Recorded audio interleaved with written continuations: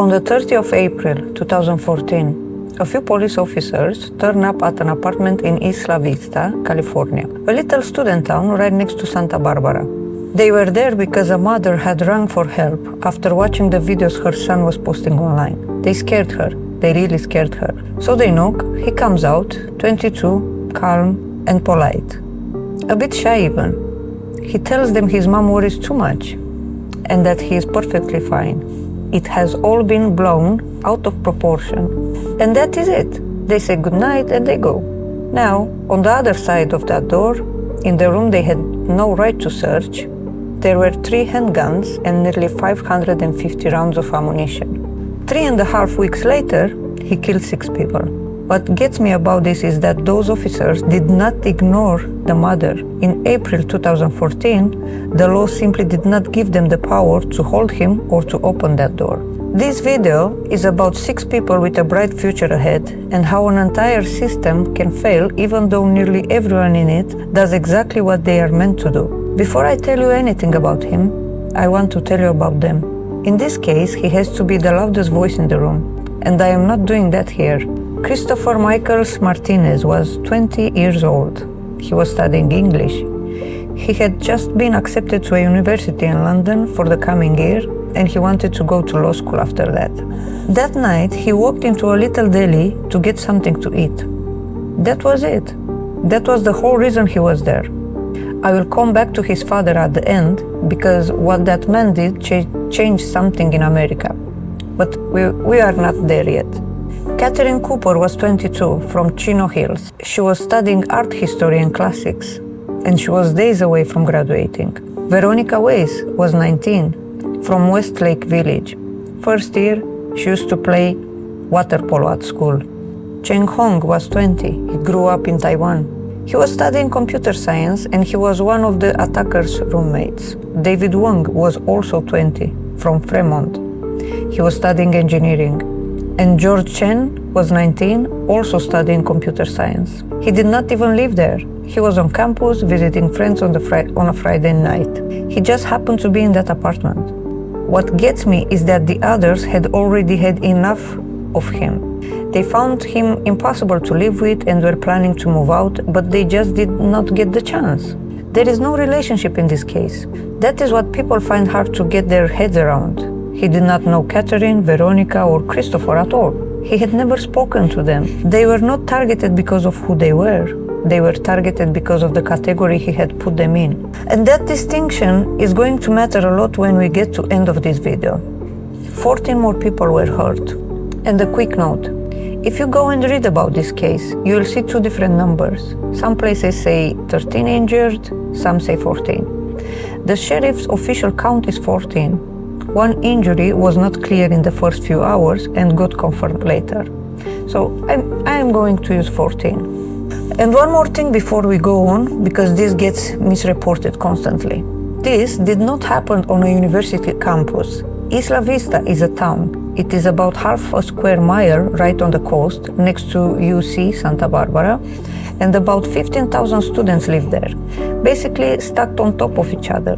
And he was not even a UCSB student. He went to the nearby community college. His victims were the UCSB students. Small detail, but it matters.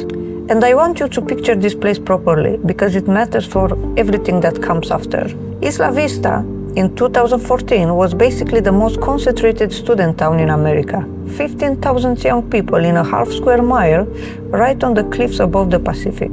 Everyone knows everyone. Doors are open, there are parties on Delhi Playa every weekend, and people just walk between them. It is the kind of place where you do not lock your door and never think twice about walking home alone at night, because the whole town is full of students. And that openness, the thing that made it feel so safe, is exactly what made that night as bad as it was. Okay, now we talk about him.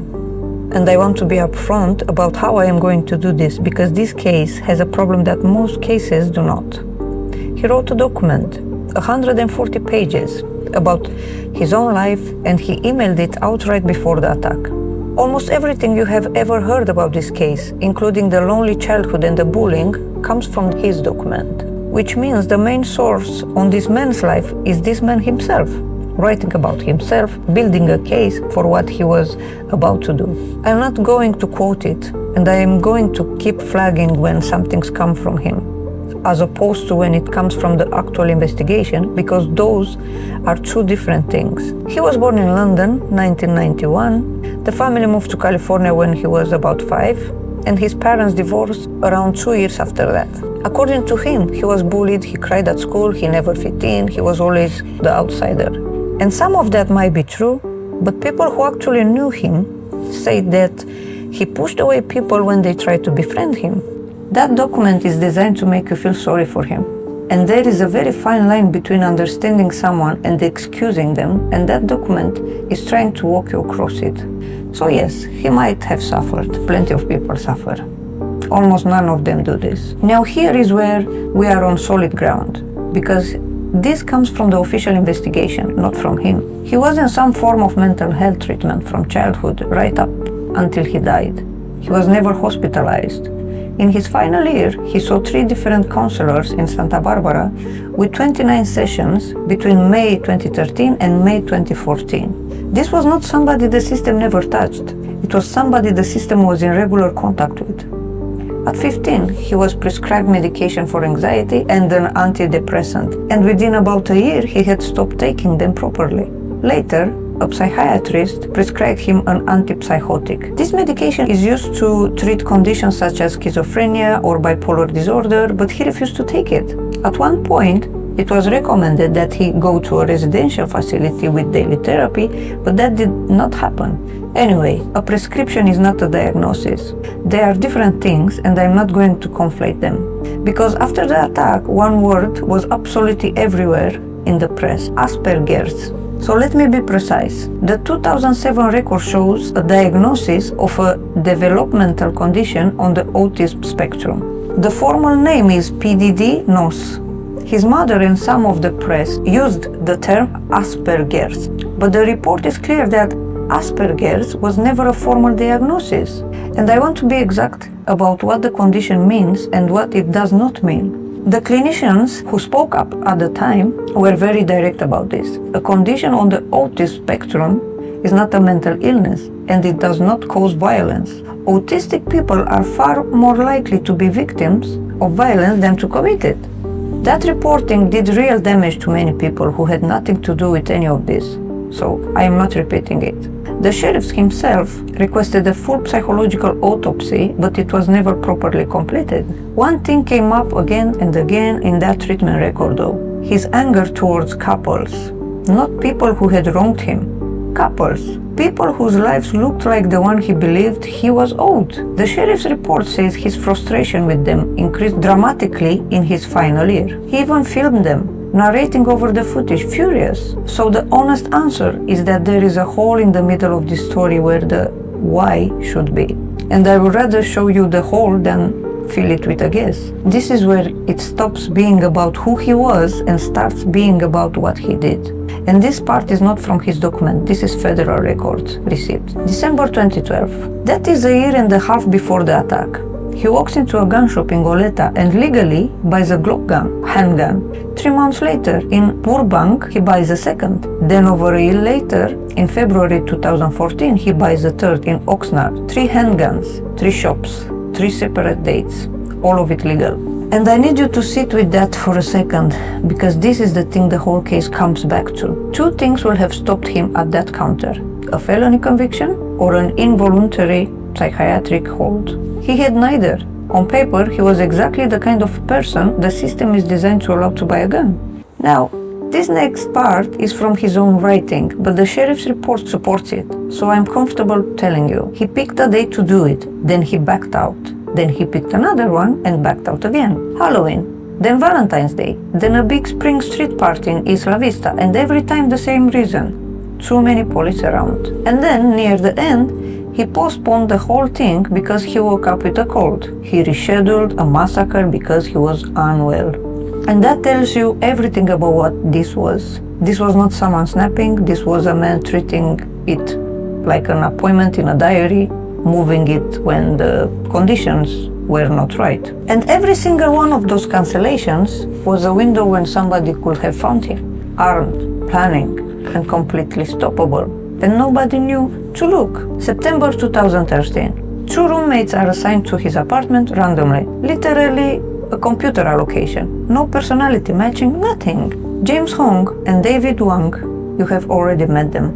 They had no idea who they had been put with. And then that winter, he accuses James of stealing 3 candles, worth about $22. And he does not just complain about it. James was arrested for petty theft, which is such a nothing dispute. But it means sheriff's deputies were standing inside that apartment months before 3 people were killed in it. Remember that. That is the second time police came near him. It is going to matter. By spring 2014, he had 3 9mm handguns and 548 rounds of ammunition. And on the night, he fired a fraction of that. They recovered 55 spent cases. 2 of the 3 guns were found still loaded and unused. Also, this meat will not die. There was no rifle, no assault weapon. It was handguns, 2 knives and his car. All of it invisible, all of it legal, and basically nobody saw it coming. Basically. Because 3 times in the last year, someone came close enough to realize that something was really wrong. In his final year, sheriff's deputies had contact with him on 3 separate occasions. On their own, each one looks like nothing. Together, they are among the most scrutinized sequences of missed warnings in modern American policing. July 2013, his 22nd birthday. He is at a party drunk and tries to shove some girls off a ledge, and he gets knocked off it himself, breaks his ankle, police get pulled into the aftermath. And at that time, it looked exactly like what it looked like. The drunk guy in a fight who came off worse. Only later, when reading what he wrote, does anyone realize he had experienced that night as an attack on people he envied. You already know this one. 3 candles, $22, an arrest, and deputies standing in the apartment where 3 men would later die. Small, ordinary. And now it is on the record twice. 3.5 weeks before the attack. And this time the police do not come because of a fight or a stolen candle. They come because of his mom. She had been watching videos he was posting online, and they scared her. So she calls his life coach. The life coach calls county mental health. Mental health asks the sheriff's foot patrol to go and check on him. Now think about that chain.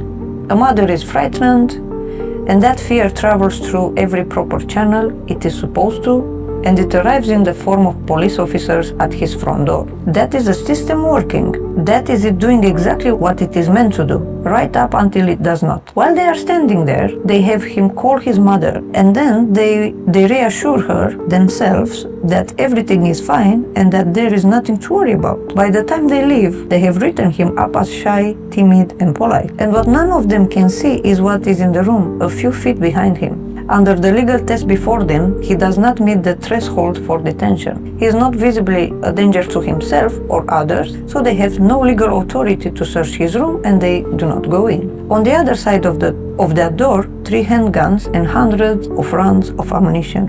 And I want to be fair to those officers, because it is really easy to sit here and judge them. They were sent to check a young man who might be suicidal. That is what they were told. They met someone articulate and calm, who gave them a completely reasonable explanation. He was so convincing that the deputies reassured his mother, telling her that her son was fine. There was no warrant, no reported crime, no specific threat to anyone. Nothing visible that met the legal test. If you or I had answered the door like that, we would not want the police searching our bedroom either. That is the whole point of those protections. And that is why this case is so much harder than people want it to be, because the protections that failed are the same protections that stop police searching innocent people's home on a hunch. And there is a correction I have to give you. Because the sheriff's office got something wrong about this, made a public error, and then had to correct it later. Rather give you the corrected version than the dramatic one. Originally, they said the deputies knew nothing about any videos. That was not true. In late 2015, the department corrected its position. The deputies knew disturbing videos existed, they just had not watched them. And they never saw the final one, the one he posted it that night, until it was all over. And in his own writing, he says that the visit terrified him. He says that if they had asked to search his room, it will have ended everything. And that, when they left, he felt a massive wave of relief. Weeks later, unfortunately, he did it. And this is the bit where I refuse to give you the easy answer in either direction. Because I have seen people cover this case and make those officers the villains. And under the law, as it existed that April, what they did was defensible. A calm, articulate young man with no legal grounds to hold him, no power to search anything. At the same time, if they had watched those videos or run a check on the firearms registry, they will have found out he owned guns. And this might have gone completely differently. Both of those things are true at once, and that is uncomfortable. And I think it is supposed to be, because that discomfort is exactly why the law changed afterwards. We'll get to that. But first, I have to tell you about the night. Everything I am about to tell you comes from the sheriff's investigative summary, the most authoritative account available. And I am going to go in order and name each person as we get to them. But I'm not going to describe how anyone died, because you do not need that and they deserve better. It did not start at night, and it did not happen all at once. One by one, as each of them came into that apartment, he was waiting. Investigators believe Wei Hen Wang died first, then James Hong, and last George Chen. And in between, he cleaned up. Investigators found that he had wiped down the hallway and tried to hide what he had done, so that whoever walked in next would have no idea. They were killed in the place they should have been safest, and for hours nobody outside the apartment had any idea. And this was not someone losing control. Shortly before, he had searched online for how to kill quietly with a knife. Investigators also found bedding with marks on it that they believed were from him practicing. This was planned completely coldly. For about 3 hours after those 3 deaths, nothing. No panic, no running. Surveillance picks him up buying a latte, wearing the same clothes he would wear for everything that came after.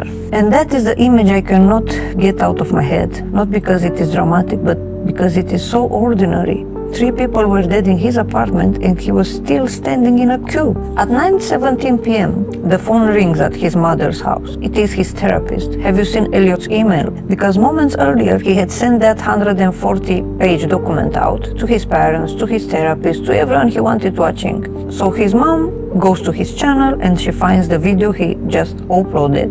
And then she and his father get in a car and start driving towards Isla Vista to reach him. But they do not make it. Of course they do not make it. It is a 2.5-hour drive and they have minutes. At 9:17 p.m. he goes to a sorority house first and he bangs on the door for several minutes. Nobody answered. And that locked door almost certainly saved everyone inside it. But it did not save the 3 young women he found on the pavement outside when he turned back towards the street. Catherine Cooper, 22, days from graduating. Veronica Weiss, 19, first year. Both of them were killed there. A third young woman, Bianca de Kock, was badly hurt and she survived. I want to say her name because survivors get forgotten in these stories. The first 911 call came in at 9:27 and 26 seconds. What happens next takes about 8 minutes across 17 different locations. He drives through Isla Vista, shooting at people on the pavements and deliberately driving into others. 7 people shot, 7 more hit by the car. He exchanges fire with deputies twice and gets hit in the hip.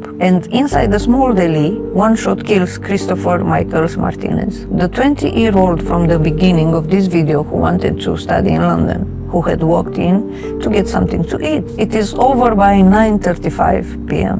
He hits 1 last cyclist, a young man called Kit Chung, who survived, and then he shoots himself while still driving and the car crashes. The police did not kill him. They had wounded him in the hip, but he took his own life. His parents were still on the road when it ended. And it was past midnight before a sheriff's team went into that apartment on Savor Road and found the first 3 who had been in there the entire night. The investigation that followed was extensive. The sheriff's office, working with the FBI and ATF, they produced nearly 250 documents, including warrants for his email and phone. And it settled 2 things I want to state clearly. One is that he acted entirely alone. Every suggestion of an accomplice was investigated and ruled out. 2, there was never going to be a trial because he was dead. 6 counts of murder, 20 counts of attempted murder, all catalogued, none of it ever prosecuted. And those early reports of a second gunman came from something genuinely awful. Kit Chung, the cyclist he hit, was briefly handcuffed as a suspect before officers realized he was a victim. Imagine that. You have just been hit by a car and you are in handcuffs. In the first 48 hours after this happened, where did all the information come from? His video and his document, right? He was effectively the first source on his own crime. His version went everywhere before anyone had checked anything. And then the investigation itself took 9 months and produced a completely different picture. Random roommate allocation, 3 male victims, a self-inflicted death, legally purchased guns, and the welfare check that was lawful yet nowhere near enough. But corrections never travel as far as the first version. They never do so. I do not want to skip past what this did to Isla Vista itself, because that town had to keep functioning afterward. Thousands of people gathered in the days that followed. There were memorials in the streets, at the deli, and outside the sorority house. Students who had been meters away from it were expected to see their exams weeks later. Bianca de Kock, the young woman who survived being shot outside the sorority, underwent a long and brutal recovery. She has spoken publicly since then. And every year on the anniversary, that community still marks it, which I think says something, because for most of us this is a story, right? But for them, it is a place they live. Christopher's dad is called Richard Martinez. In the days after his son was killed, he stood in front of the press absolutely devastated and furious, and he said 2 words that became a movement, no one more. And Veronica's dad, Bob Weiss, stood with him, 2 fathers who had just lost their children, campaigning. And California actually passed a law, the first state red flag law of its kind. It lets family members or police ask a court to temporarily take firearms of someone who is considered a serious danger. And the second law aimed straight at the April gap. It requires officers to check the firearms registry in certain welfare situations. So the exact loophole that let this happen was actually legislated shut. Do these laws work? That is still debated by researchers, and I am not going to pretend it is settled. What is not debated is that this case put the tool on the books. This case also sparked 2 conversations. Within a day, a hashtag went viral, Yes All Women, and millions of women used it to describe the everyday harassment and fear they live with. It reached 1 million posts in days. And it introduced many people to a word they have never heard before, incel. Well, what is an incel? According to the Cambridge Dictionary, an incel is a member of an online community of people who are unable to find sexual partners despite wanting them, and who direct hatred at those they blame for it. The word is short for involuntary celibate. This is widely considered the first mass casualty attack connected to that subculture, and his writing has been quoted by attackers who came after him. I'm not going to repeat the names they gave him, because that will be doing their work for them. So the document was not only misogynistic, but also explicitly racist. There is no single clean explanation here, and anyone selling you one is lying. Okay, now, my perspective as a criminology and psychology student. This bit is different, and I want to be honest about that. This is me, applying stuff I am still studying to a case that people way more qualified are still arguing about, okay? So take it as me thinking out loud, not as an expert. The first thing I want to say is that I don't think there is one explanation here. And I think reaching for one is a mistake. One diagnosis, one event, one person to blame. It is so tempting. Because if there is one cause, then the world makes sense and this cannot reach us. But is it not true? So a few different lenses, and then where all of them run out. Nothing about this makes sense if you look at only one thing, right? That is why I keep coming back to the biopsychological model. A psychiatrist, George Engel, set it out in 1977, and criminology adopted it later. And the idea is that behavior comes out of 3 layers interacting: biological, psychological, and social. Not one factor. The interaction between them, yeah? And I want to stress the word interaction because it is a way of understanding someone. It is not a formula, and it is definitely not a diagnosis. Start with him on the inside, the psychological layer. Years of isolation, repeated rejection, real distress, and long-term mental health treatment he walked away from. But here is the thing I need to be clear about. None of that explains killing 6 people, not on its own, not together, because millions of people are lonely. Millions have been rejected. Millions live with psychiatric conditions, and they do not do this, right? So if anyone draws a straight line from mental illness to mass murder, that is not psychology. That is just stigma. But psychology alone does not explain the shape of his anger, and there is a name for that shape. A sociologist, Michael Kimmel, calls it aggrievement entitlement. And the idea is that some violence does not come from having nothing. It comes from believing something was owed to you and then taken away. Does that make sense? Not I am in pain, but I was promised this and I have been denied it. And you can see that in the record. Someone who seems to have genuinely believed that attention and affection were his by right. And when they did not arrive, he did not feel sad. He felt robbed. That is a lens for understanding the logic of it. It is not an excuse and it is not a diagnosis. There is a broader version of that same idea, one I trust more, called general strain theory. Robert Agnew, 1992, basically repeated frustration, failure, and the sense of injustice build up. Those create strong negative emotions, anger, humiliation, resentment, and for some people that raises the risk of offending.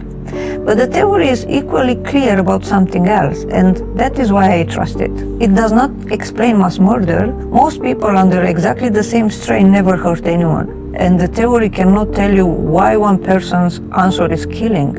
And that is not weakness. That is a theory being honest about its own limit, which is more than most explanations of this case manage. So what does explain who he targeted? For that you need ideology. The philosopher Kate Mann reframes misogyny, not as one man privately hating women, but as a system of enforcement, something that punishes women for not providing what a certain worldview says men are owed. And read that way, this was not just private rage, it was the violent edge of a belief system. Which is exactly why researchers now group cases like this with other kinds of ideological violence. Some of them use the term misogynist terrorism. And then there is the bit I actually find hardest, because this one is not a theory. This one is that door on the 13th of April. Look at the sequence again. His mother asked for help, mental health services got involved, police did a welfare check, and under California law at the time, they had no grounds to detain him and no power to search his room. Everything they could see fell below the legal threshold. That is not a story about people not caring. It is a story about people working inside the legal box that was the wrong shape. And that tells you something about prevention that I do not think we talk about enough. It is not just about spotting risk. It is about what institutions are permitted to do when they spot it. Look back at those last months and there is a word for what was happening. A term from threat assessment. It is called leakage. It is when someone planning violence lets bits of it slip out beforehand in what they post, what they write, and what they say. In this case, it's almost a textbook example. Videos alarming enough to bring police to his door, a document sent to many people. But here is the uncomfortable bit. Leakage is much easier to read afterwards than in that moment. On April the 13th, those officers met a calm, polite young man who told them his mom worries too much. And by their standard, that was enough, right? Right now, sitting here.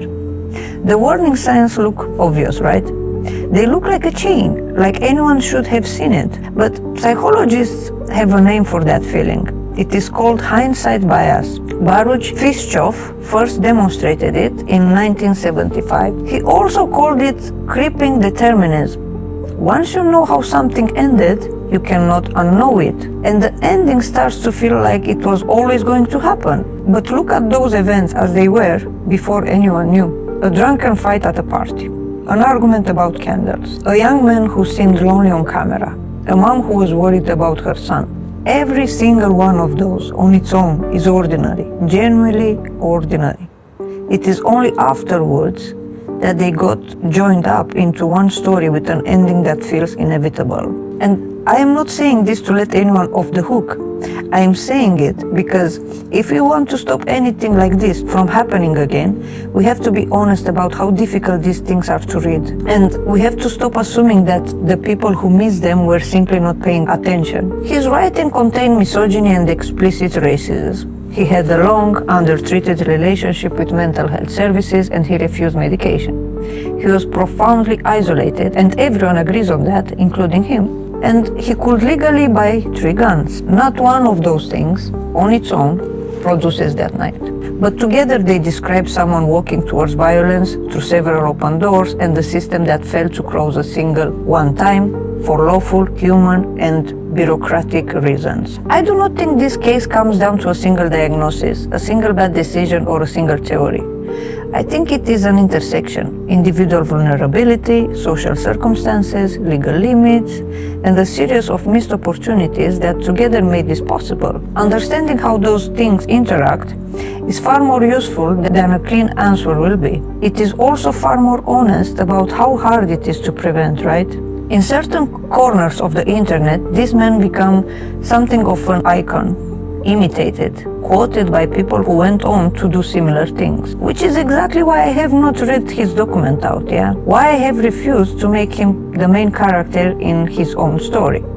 Because the evidence on this is reasonably clear. The way we tell these stories can either fit the next one or starve it. So we stick to the facts and do not give him the attention he spent the entire night trying to get. I'm Ramona. Thank you for watching.